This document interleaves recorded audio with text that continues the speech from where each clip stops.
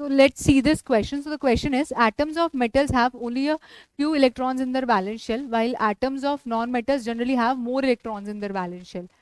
अब यहाँ पे जो मेटल्स हैं उनके वैलेंस शेल में कम इलेक्ट्रॉन्स होते हैं, और जबकि जो नॉन मेटल्स होते हैं they generally have more number of electrons in their valence shell.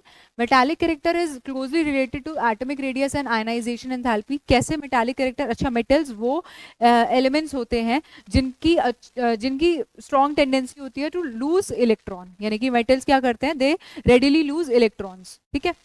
तो अगर एटॉमिक रेडियस की बात करें तो एटॉमिक रेडियस जितना ज़्यादा होगा उतनी इजीली वो इलेक्ट्रॉन को क्या करेगा, लूज करेगा, क्योंकि उस पर जो न्यूक्लियस का फोर्स है, एटॉमिक रेडियस ज़्यादा है, इसका मतलब न्यूक्लियस और आउटर मोस्ट शेल इलेक्ट्रॉन के बीच डिस्टेंस ज़्यादा है, इसका मतलब उन दोनों के बीच फोर्स कम है. तो वो क्या होगा, फोर्स कम होने की वजह से इजीली वहां से इलेक्ट्रॉन लूज हो जाता है.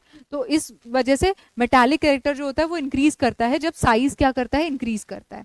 और आयनाइजेशन एंथैल्पी पे कैसे डिपेंड करेगा? अगर आयनाइजेशन एंथैल्पी कम होगी, यानी कि इलेक्ट्रॉन को रिमूव करने की जो हमें एनर्जी देनी पड़ेगी वो कम देनी पड़ेगी, तो इसका मतलब वो आयनाइजेशन एंथैल्पी कम किसकी होती है, मेटल्स की होती है, मेटल्स की.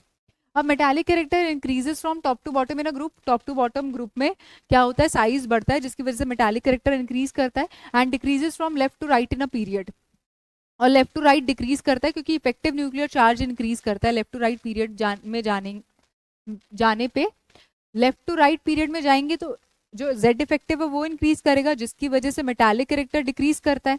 Metallic character is inversely related to electronegativity, यानी कि जितनी ज्यादा इलेक्ट्रोनेगेटिविटी होगी उतना कम क्या होगा, मेटालिक कैरेक्टर होगा.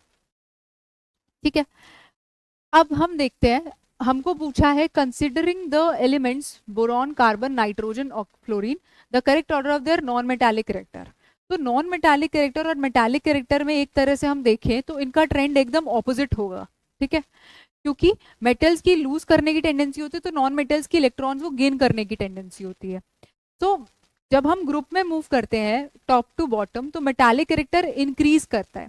ठीक है. इसका मतलब नॉन मेटालिक कैरेक्टर डिक्रीज कर रहा होगा. तो in a group from top to bottom,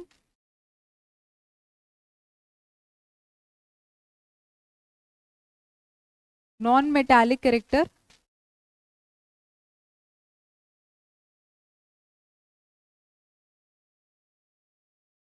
decreases, क्योंकि मेटालिक कैरेक्टर बढ़ रहा है.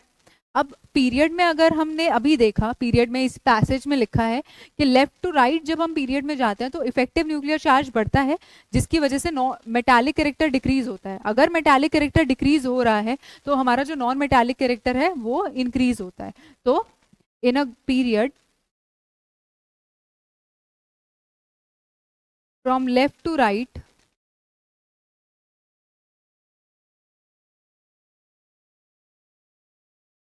नॉन मेटालिक कैरेक्टर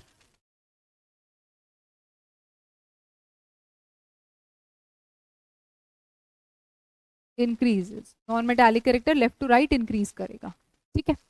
अब यहाँ पे हमारे पास ये सब एलिमेंट्स हैं, बोरॉन है, कार्बन है, नाइट्रोजन है एंड फ्लोरीन है. ये सभी सेम पीरियड के एलिमेंट्स हैं, यानी कि ये सब सेकेंड पीरियड के एलिमेंट्स हैं. ठीक है. अगर हम पीरियड में लेफ्ट टू राइट चलेंगे तो जो हमारा नॉन मेटालिक कैरेक्टर है वो इंक्रीज करेगा, इट इंक्रीजेस. ठीक है. तो सबसे ज्यादा नॉन मेटालिक कैरेक्टर होगा किसमें, फ्लोरीन में, then nitrogen, then carbon and then boron. तो this will be the order of the non metallic character. सबसे पहले किसमें होगा, fluorine, nitrogen, carbon and boron. तो C option will be the correct answer.